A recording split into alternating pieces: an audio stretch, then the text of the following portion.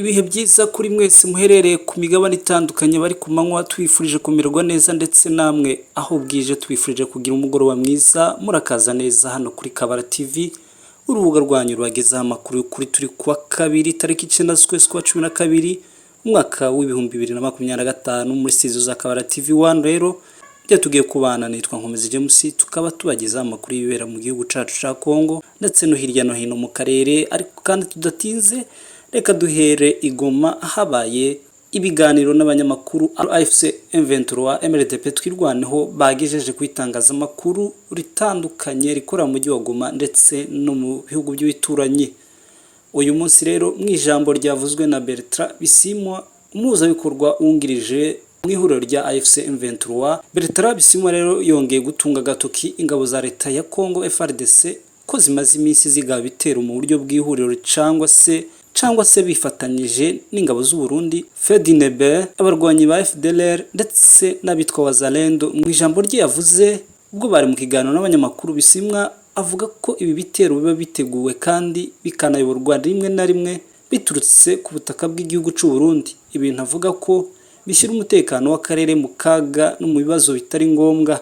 Yagize ati ingabo za FARDC zidutera hamwe n'iz'u Burundi FDLR na Wazalendo. Ibi bitero by'irihuro rya leta Kinshasa hamwe n'abambari babo kenshi bituruka ku butaka bw'igihugu cy'u Burundi. Rero tukaba dusaba igihugu cy'u Burundi kudakomeza kwivanga muri iyi mirwano kuko twe nta mugambi dufite wo gutera iki gihugu, nta n'ibitekerezo dufite byo kwagura ubutaka cyangwa kugira icyo dusaba ku butaka bw'igihugu cy'u Burundi. Bisimwa yongeraho ko AFC M23 MRDP twirwaneho idafite inyota cyangwa umugambi uwo ari wo wose wo konona umubano w'igihugu cy'u Burundi, ndetse ko ibibareba cyane ari imirwano yo mu gihugu imbere cya Kongo. Ibi bisobanuro bije mu gihe imirwano ikomeje kwiyongera mu ntara ya Sud Kivu cyane muri teritwari ya Uvira, aho imitwe myinshi irimo Wazalendo, igisirikare cy'igihugu gituranye cy'u Burundi ndetse na FARDC bakomeje kwica no kubuza abaturage umutekano muri biriya bice.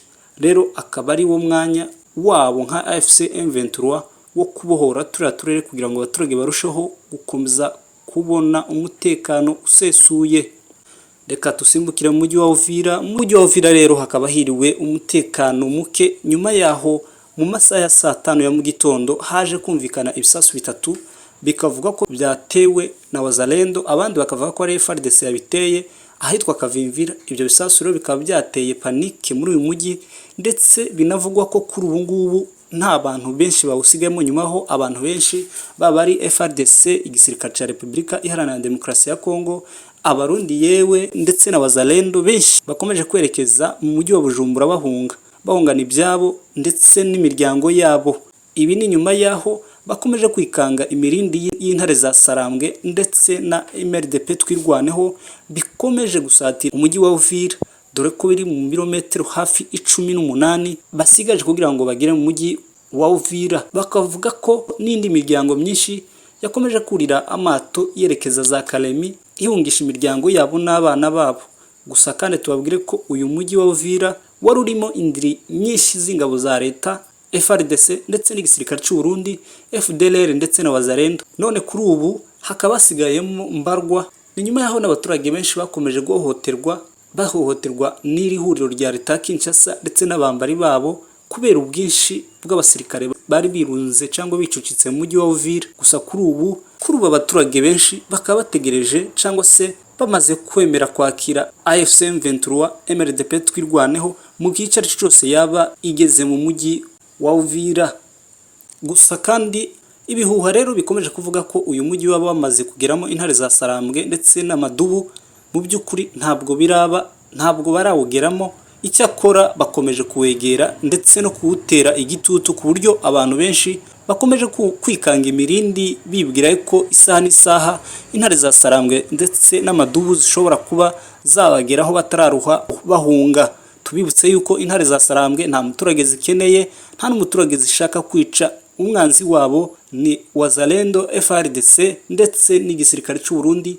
AFC ivuga yuko kiri ku butaka bwa Kongo mu buryo bunyuranije n'amategeko kandi ko kitakagombye kuba kiri kuri buriya butaka gikomeza kubuza umutekano no kwica abaturage ba Kongo.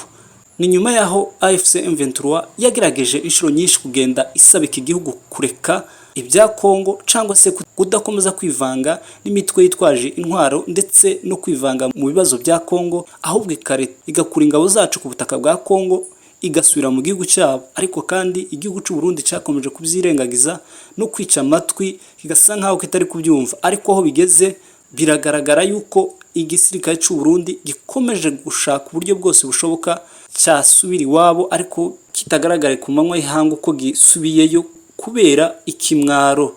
Tubibutse yuko igisirikare cy'u Burundi kimaze gutakaza abasirikare benshi bagwa ku rugamba kuva muri Nord Kivu kugeza uyu munsi muri Sud Kivu, ndetse matekwa zo yewe ntago twazibara. Ngira ngo namwe mwakomeje kubona amafoto ndetse n'amavideo bicicikana by'ingabo z'igihugu cy'u Burundi zikomeje gufatirwa matekwa cyangwa mpiri ku butaka bwa Kongo na AFC M23 MRDP twirwaneho.